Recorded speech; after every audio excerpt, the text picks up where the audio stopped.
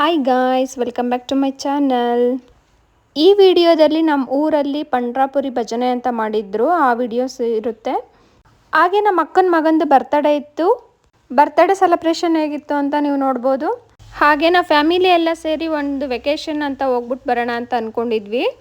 2 to 3 days trip ಹೋಗೋದ್ರ ಬಗ್ಗೆ final ಆಗಿ discussion ಇಲ್ಲಿ ನಡೀತಾ ಇದೆ. ಸೊ ಅದ್ರ ವಿಡಿಯೋಸ್ ನೋಡ್ಬೋದು. ನಾವು ಯಾವತ್ತು ಹೋಗ್ತೀವಿ ಏನು ಅಂತ ನಿಮಗೆ ಅವಾಗ ಗೊತ್ತಾಗುತ್ತೆ.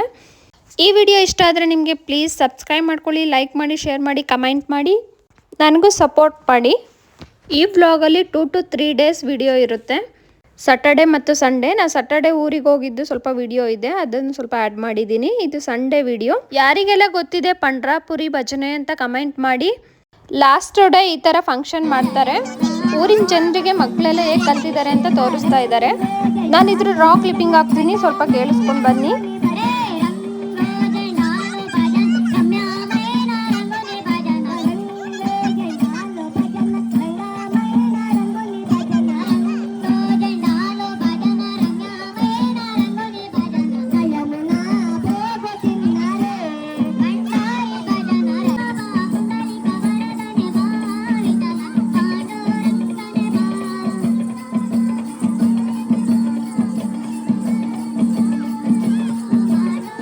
ನಾನು ವಿಡಿಯೋ ಸ್ವಲ್ಪ ಸ್ಪೀಡಲ್ಲಿ ಇಟ್ಟು ತೋರಿಸಿದ್ದೀನಿ, ಯಾಕಂದರೆ ಕಾಪಿ ರೈಟ್ ಇಶ್ಯೂ ಬರುತ್ತೆ ಅಂತ.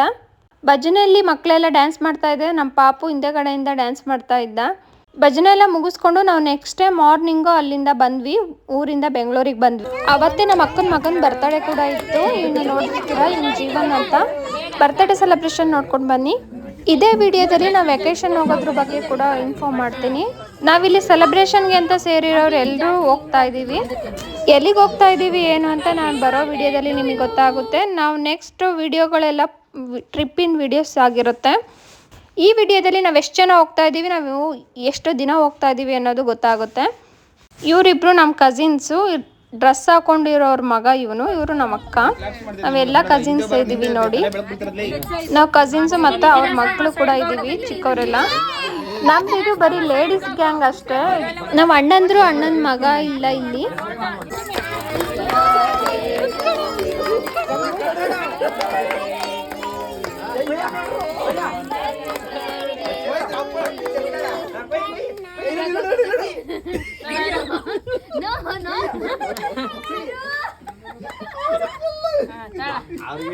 ಕೇಕ್ ಕೊಡ್ತಾರೆ.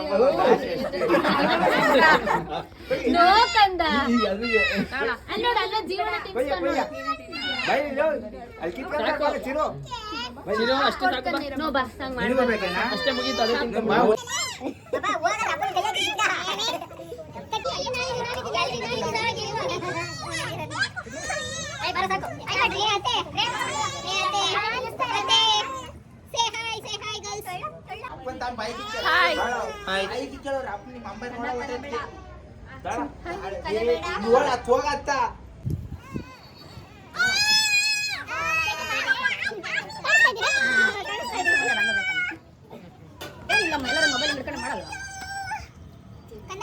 ನೆಕ್ಸ್ಟ್ ತಿನ್ಬಾರ್ದು, ಓಕೆನಾ? ಇಸ್ಕೊಂಡು ನೀನು ಸರಿ ಅಷ್ಟೇ, ಜಾಸ್ತಿ ತಿನ್ಬಾರ್ದು.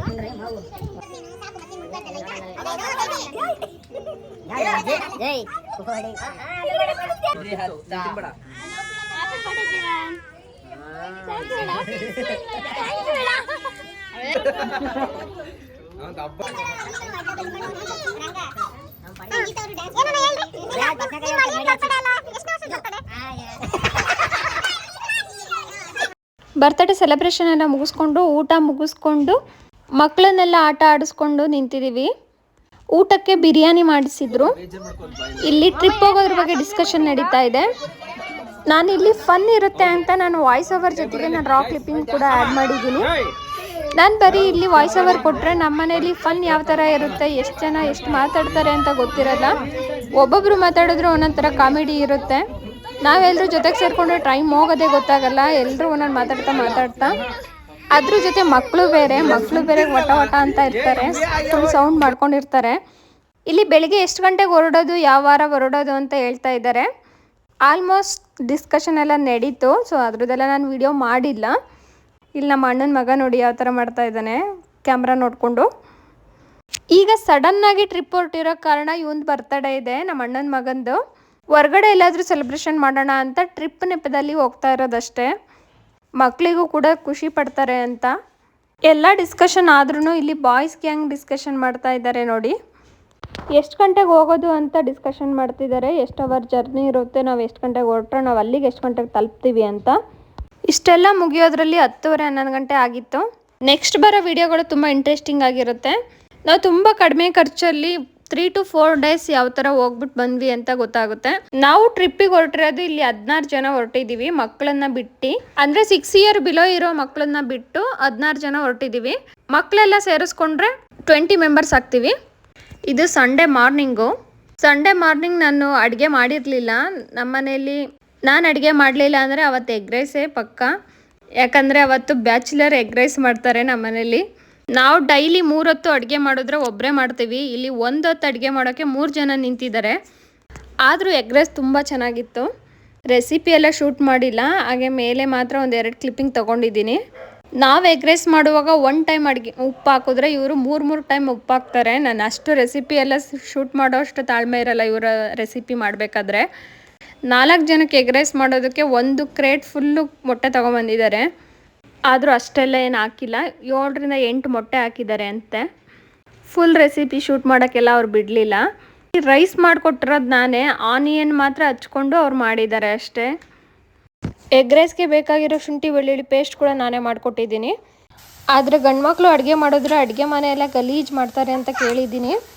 ನಮ್ಮ ಮನೆಯವರು ಅಡುಗೆ ಮಾಡಿದ್ರೆ ಅಡುಗೆ ಮನೆಯೆಲ್ಲ ಕ್ಲೀನಾಗಿ ಇಟ್ಟಿರ್ತಾರೆ. ಅಡುಗೆ ಮಾಡಿದ ತಕ್ಷಣನೇ ನೆಲ ಎಲ್ಲ ಒರೆಸ್ಬಿಡ್ತಾರೆ. ಕ್ಲೀನಿಂಗ್ ವಿಷಯದಲ್ಲಿ ನನ್ನ ತಮ್ಮನಿಗೆ ಕೊಡಬೇಕು ಕ್ರೆಡಿಟು. ಯಾಕಂದರೆ ಅವನೇ ಫುಲ್ ಸ್ಲ್ಯಾಬ್ ಎಲ್ಲ ಕ್ಲೀನ್ ಮಾಡೋದು, ನೆಲ ಎಲ್ಲ ಕ್ಲೀನ್ ಮಾಡೋದು ಅವನೇ.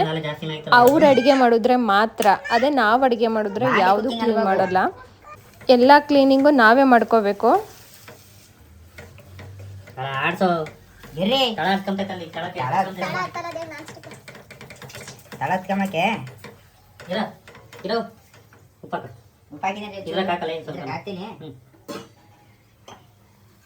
ನೋಡಿ ಗಾಯ್ಸ್, ಒಂದ್ಸಲ ಎಗ್ ರೈಸ್ ಮಾಡೋಕ್ಕೆ 16 ಸಲ ಉಪ್ಪು 16 ಸಲ ಖಾರ ಹಾಕಿರ್ತಾರೆ. ಅದು 2 ಬೆಳ್ಳಲ್ಲ ಹಿಂಗೆ ಇಟ್ಕೊಂಡು ಹಿಂಗೆ ಉದುರಿಸ್ಬಿಡೋದು. ಅದು 1 ಸ್ಪೂನ್ ಲೆಕ್ಕನೂ ಇರೋದಿಲ್ಲ, ಏನಿಲ್ಲ. ಅದು ಅವ್ರ ಕಣ್ಣು ಅಳ್ತಲೇ ಗೊತ್ತಾಗ್ಬಿಡುತ್ತಂತೆ. ಎಲ್ಲನೂ ಕೈಲೇ ಹಾಕ್ತಾರೆ, ಸ್ಪೂನ್ ಯಾವುದು ಯೂಸ್ ಮಾಡಲ್ಲ ಇವರು. ಆದರೂ ತುಂಬ ಚೆನ್ನಾಗಿರುತ್ತೆ ಎಗ್ ರೈಸ್. ಎಗ್ ರೈಸ್ ಒಂದೇ ಅಲ್ಲ, ಅವ್ರು ಮಾಡೋ ಅಡುಗೆ ಎಲ್ಲ ತುಂಬ ಚೆನ್ನಾಗಿರುತ್ತೆ. ನನ್ನ ತಮ್ಮ ಮಾಡ್ತಾನೆ ಚಿತ್ರಾನ್ನ ಮಾಡಿದ್ರೆ ಸಖತ್ತಾಗಿರುತ್ತೆ. ಫೈನಲಿ ಎಗ್ ರೈಸ್ ರೆಡಿಯಾಗಿ ಸರ್ವ್ ಮಾಡಿಕೊಡ್ತಾ ಇದ್ದಾರೆ ನೋಡಿ. ಈ ಎಗ್ ರೈಸ್ ಮುಂದೆ ಯಾವ ಬಿರಿಯಾನಿನೂ ಇಲ್ಲ. ನಾನು ತುಂಬ ಓವರ್ ಬಿಲ್ಡಪ್ ಕೊಡ್ತಾ ಇದ್ದೀನಿ, ಯಾಕಂದರೆ ನೆಕ್ಸ್ಟ್ ಟೈಮ್ ಮಾಡಲಿ ಅಂತ. ಅವರು ಈ ವಿಡಿಯೋ ನೋಡ್ತಾರಲ್ವ, ನೆಕ್ಸ್ಟ್ ಟೈಮ್ ಮಾಡ್ತಾರೆ ಅಂತ. ಆದರೂ ತುಂಬ ಚೆನ್ನಾಗಿತ್ತು, ಆನೆಸ್ಟ್ಲಿ ತುಂಬ ಚೆನ್ನಾಗಿತ್ತು ಎಗ್ ರೈಸ್. ಅದ್ರ ಜೊತೆ ಒಂದು ಕಬಾಬ್ ಇದ್ದಿದ್ರೆ ಇನ್ನೂ ತುಂಬ ಚೆನ್ನಾಗಿರೋದು. ಅದೆಲ್ಲ ನಮ್ಮ ಮನೇಲಿ ಮಾಡೋದಿಲ್ಲ. ಎಗ್ ರೈಸಲ್ಲೇ ತೃಪ್ತಿ ಪಟ್ಕೊಂಡಿದ್ದೀವಿ. ಈ ವಿಡಿಯೋ ನೋಡಿದ್ದಕ್ಕಾಗಿ ಧನ್ಯವಾದಗಳು. ನೀವು ನೆಕ್ಸ್ಟ್ ವಿಡಿಯೋಗಾಗಿ ಕಾಯ್ತಾ ಇರಿ.